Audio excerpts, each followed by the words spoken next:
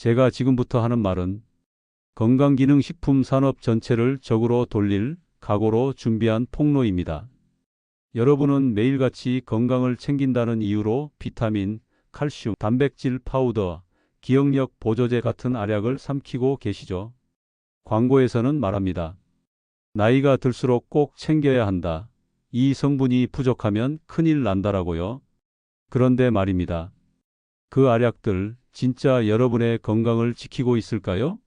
아니면 조용히 아주 서서히 여러분의 몸을 망치고 있는 건 아닐까요? 저는 30년 넘게 진료실에서 수천 명의 환자를 만나왔습니다. 그중 정말 많은 분들이 건강보조식품을 복용하고 있었고 또 그만큼 많은 분들이 그걸로 인해 건강을 망가뜨리고 있었습니다.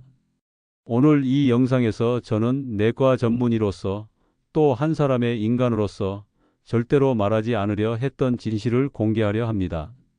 바로 절대 먹어선 안 되는 건강보조식품 5가지입니다. 아마 이런 생각 드실 겁니다. 다들 먹는다는데 나만 안 먹으면 손해 아니야? 뉴스에서도 좋다 그러던데 먹으면 좀 나아지겠지. 하지만 이 영상에서 공개할 보조제들은 오히려 폐암, 심장병, 뇌출혈, 신장 손상을 유발할 수 있습니다. 믿기 어렵겠지만 이미 수많은 연구와 실제 사례로 증명된 사실입니다. 예를 들어볼까요? 하루에 15가지 보조제를 복용하던 여성은 결국 신장이 망가져 투석 치료를 받았습니다. 폐 건강을 위해 먹던 베타카로틴으로 폐암이 촉진된 남성도 있었고요. 기억력 좋아진다며 먹던 은행잎 추출물로 피가 멈추지 않아 뇌출혈 수술을 받은 환자도 있습니다. 왜 이런 일이 생기는 걸까요? 이유는 단 하나입니다. 건강을 챙기려는 마음을 산업이 이용했기 때문입니다. 진짜로 건강을 챙기려면 알약보다 먼저 확인해야 할 게 있습니다. 지금 여러분이 먹고 있는 보조제 진짜 필요한 걸까요? 아니면 남들 다 먹는다는 이유로 그냥 습관처럼 삼키고 있는 건 아닐까요?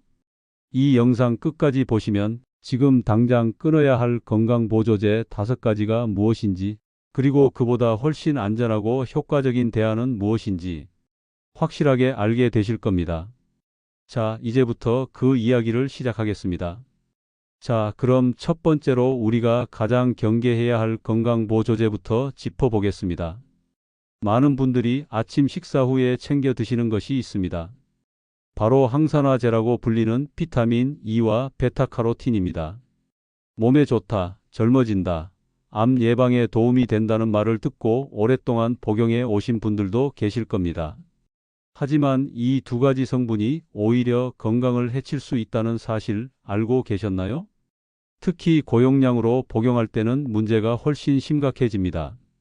예를 들어 비타민 E는 하루 필요량이 약 15mg 정도인데 시중에 판매되는 제품 중에는 그 10배가 넘는 200mg, 400mg 제품도 많습니다. 베타카로틴도 마찬가지입니다. 고용량으로 오랜 시간 복용할 경우 부작용이 생길 수 있다는 연구 결과가 이미 오래전부터 나와 있습니다. 1990년대에 핀란드에서 진행된 대규모 연구가 있습니다. 흡연자 약 3만 명을 대상으로 베타카로틴을 복용한 사람들과 복용하지 않은 사람들을 비교했는데 놀랍게도 베타카로틴을 복용한 쪽에서 폐암 발생률이 18%나 더 높게 나타났습니다. 이 결과는 당시 전 세계 의학계를 충격에 빠뜨렸고 이후 미국과 유럽에서도 유사한 연구가 이어졌습니다. 비타민 E도 예외가 아닙니다. 고용량 비타민 E를 장기 복용한 사람들이 그렇지 않은 사람들보다 사망률이 더 높았다는 연구가 있습니다. 특히 뇌출혈이나 신부전, 암 사망률이 증가하는 것으로 나타났습니다. 그 이유는 고용량의 항산화제가 몸 안의 산화작용만 막는 것이 아니라 세포의 자연스러운 작용까지 방해하기 때문입니다. 여러분, 산화가 나쁘다고만 생각하시겠지만 우리 몸에서는 일정한 산화작용도 꼭 필요합니다.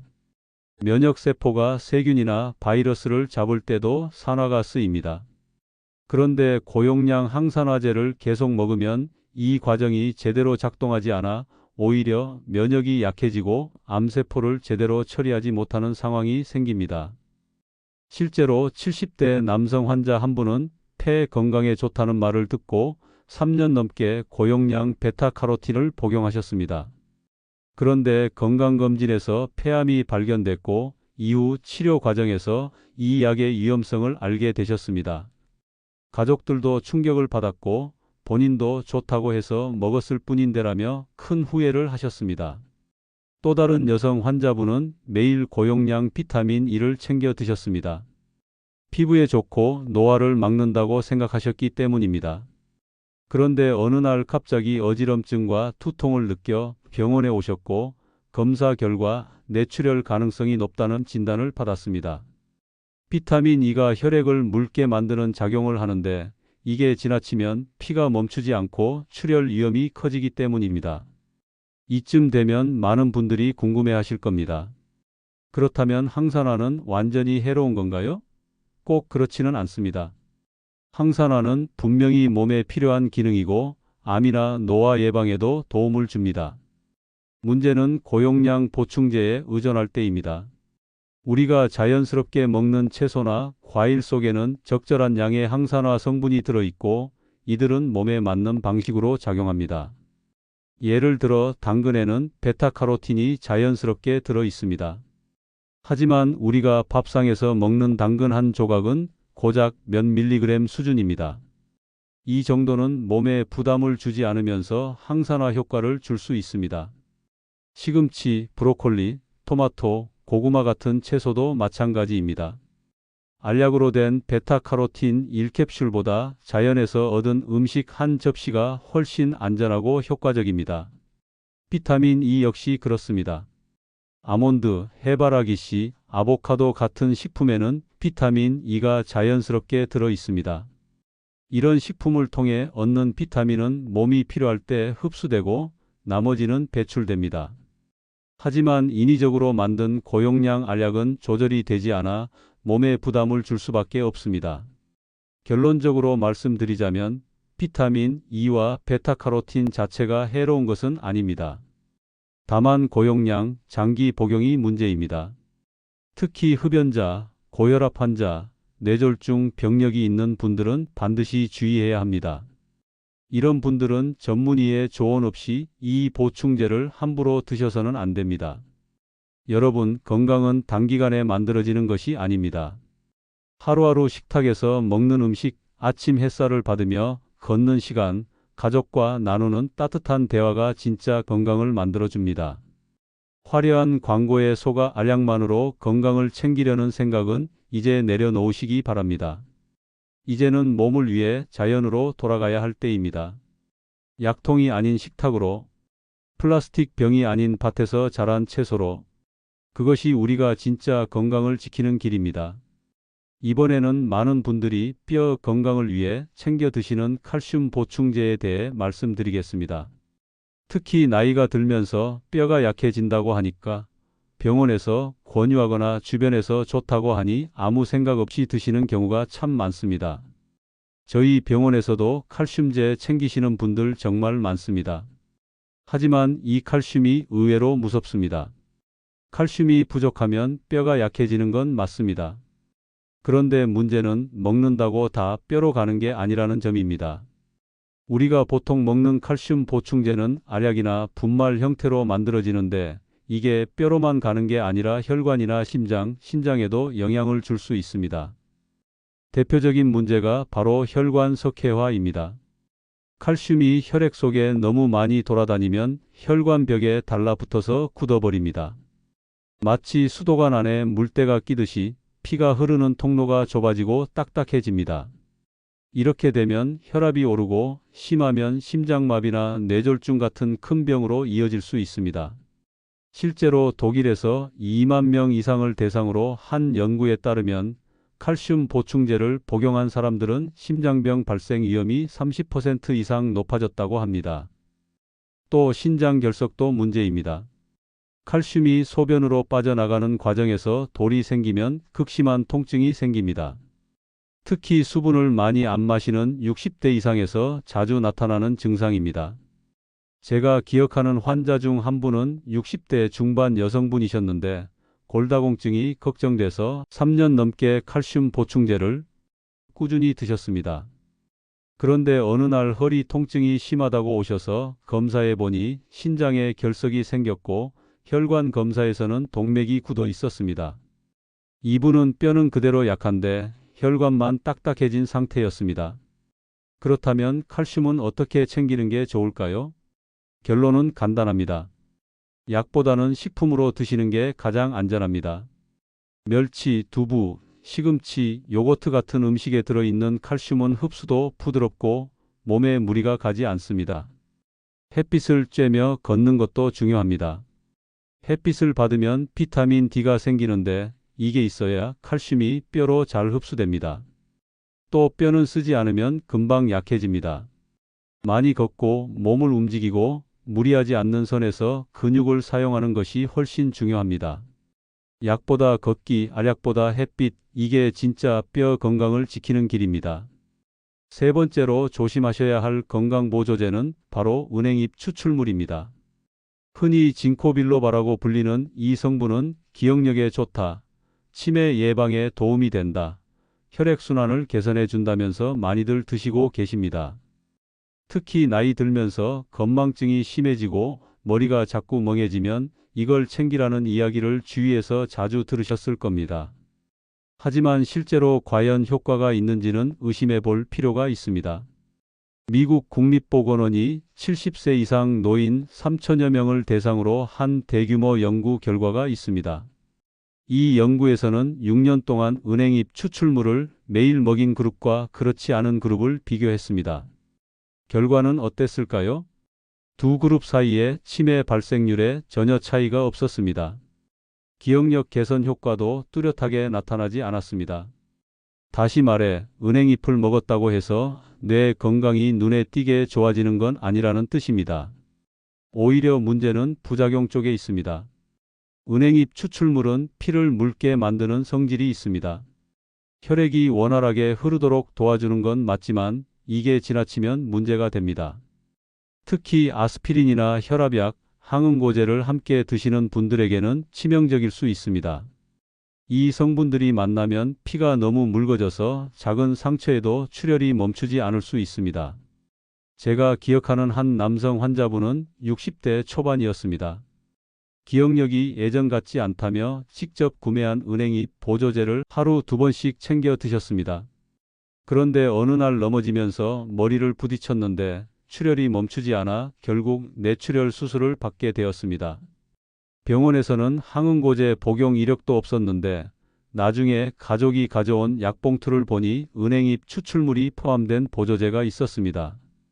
또 한 여성분은 치매 예방에 좋다는 말을 듣고 1년 넘게 꾸준히 복용하셨습니다. 그런데 양치질만 해도 잇몸에서 피가 나고 멍이 자주 생긴다고 하셨습니다.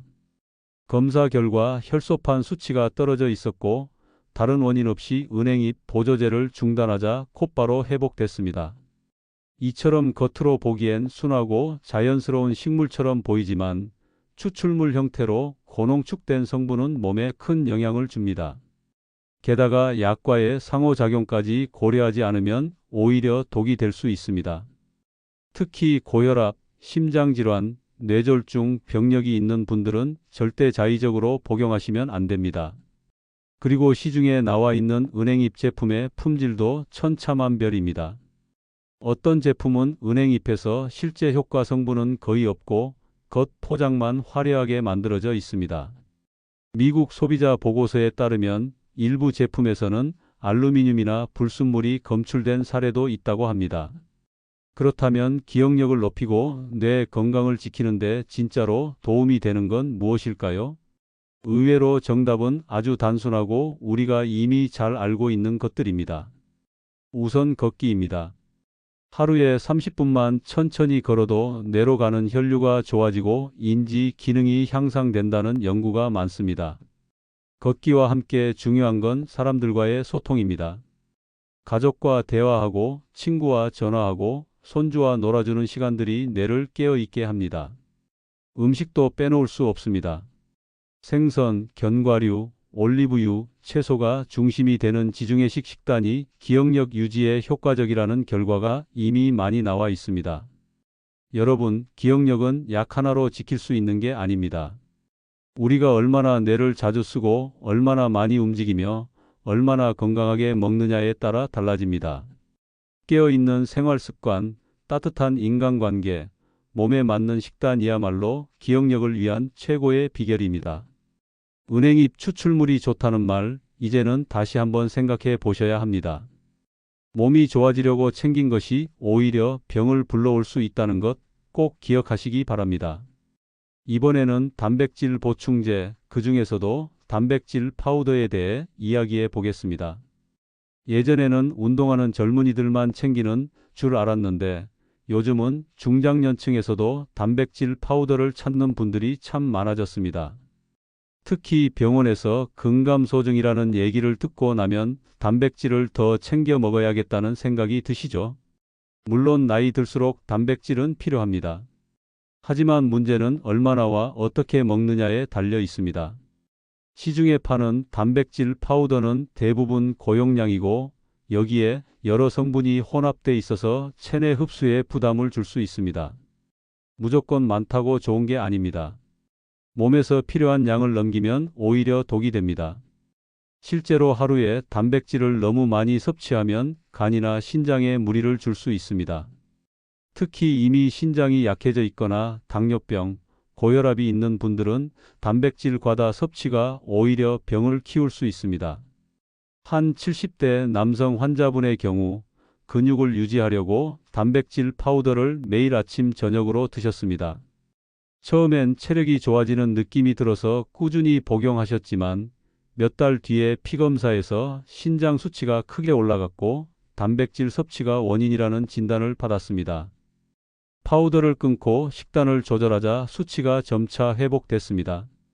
또 하나 걱정스러운 점은 단백질 파우더에 포함된 불순물입니다. 일부 제품에서는 납, 카드뮴 같은 중금속이 검출된 적이 있습니다. 특히 온라인에서 저렴하게 파는 수입 제품 중에는 성분 검증이 제대로 안 된 경우가 많습니다. 믿고 먹었다가 오히려 몸에 해가 될 수 있습니다. 그렇다면 단백질은 어떻게 챙기는 게 좋을까요? 가장 좋은 방법은 음식으로 자연스럽게 섭취하는 것입니다. 계란, 두부, 생선, 닭고기, 콩류 등은 몸에 부담을 주지 않으면서도 흡수가 잘 되는 단백질 식품입니다. 특히 식사 중에 고르게 먹는 게 중요합니다. 예를 들어 아침엔 삶은 달걀 1개, 점심엔 두부 반모, 저녁엔 생선 한 토막만 더해도 하루 단백질 권장량에 충분히 가까워질 수 있습니다.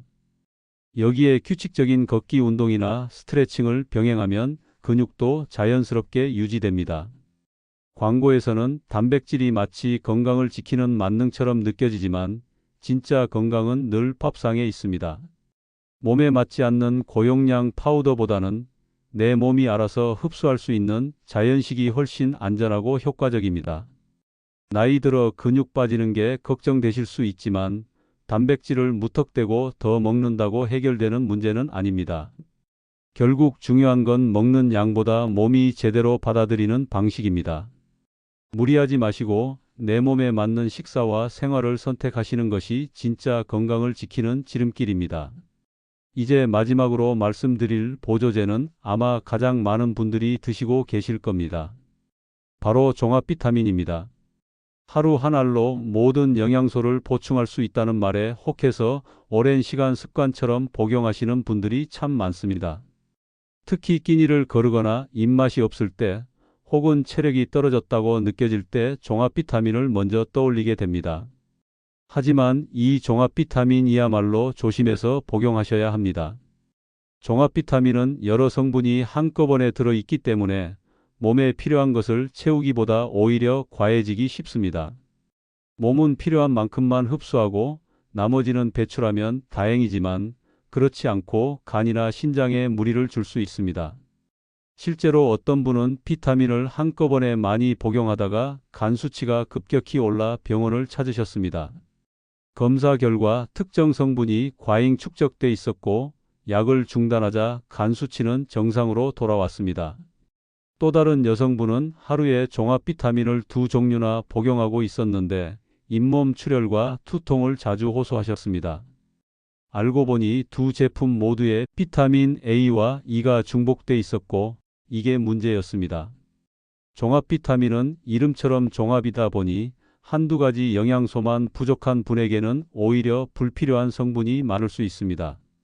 그러다 보니 약물 간 상호작용도 생깁니다. 고혈압약이나 혈액순환제, 당뇨약을 복용 중인 분들은 반드시 약사나 의사와 상담하셔야 합니다. 그렇다면 종합 비타민은 무조건 나쁘냐? 꼭 그렇진 않습니다. 다만 반드시 필요한 사람에게 정확한 용량과 기간을 정해서 복용해야 효과가 있습니다. 나도 모르게 오래 복용하고 있다면 한 번쯤 건강검진과 상담을 통해 조절하실 필요가 있습니다. 비타민은 음식으로도 충분히 섭취할 수 있습니다. 오렌지, 토마토, 시금치, 고구마, 달걀, 버섯 같은 식품에는 다양한 비타민이 자연스럽게 들어 있습니다.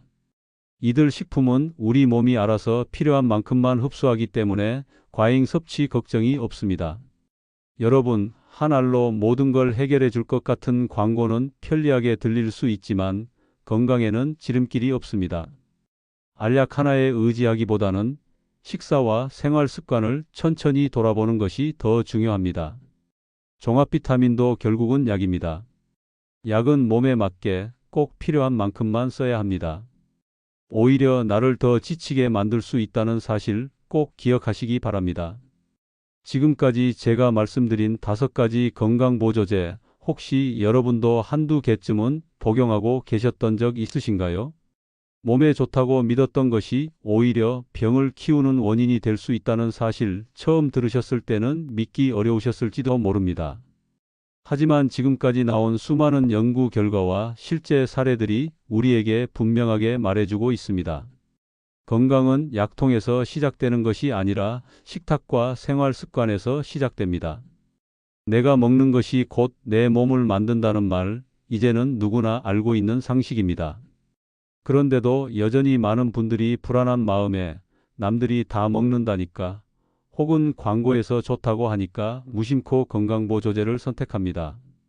하지만 20대에서 40대의 몸과 50대 이후의 몸은 다릅니다. 나이가 들수록 간과 신장은 점점 민감해지고 음식 하나, 약 하나에도 반응이 예민해집니다. 그렇기 때문에 지금부터라도 건강을 대하는 기준을 바꾸셔야 합니다. 가장 먼저 해야 할 일은 내 몸이 진짜로 무엇을 필요로 하는지 아는 것입니다. 부족한 걸 채우는 건 좋지만 넘치는 것을 억지로 넣는 건 해롭습니다. 그리고 무엇보다 중요한 건 자연스러운 식단, 꾸준한 걷기, 햇빛 쬐기, 깊은 잠과 따뜻한 인간관계입니다.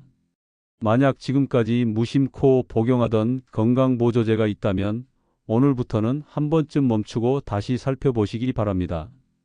필요 없는 것을 덜어내는 것도 건강을 위한 지혜입니다. 오늘 영상이 도움이 되셨다면 구독과 좋아요, 알림 설정까지 부탁드립니다.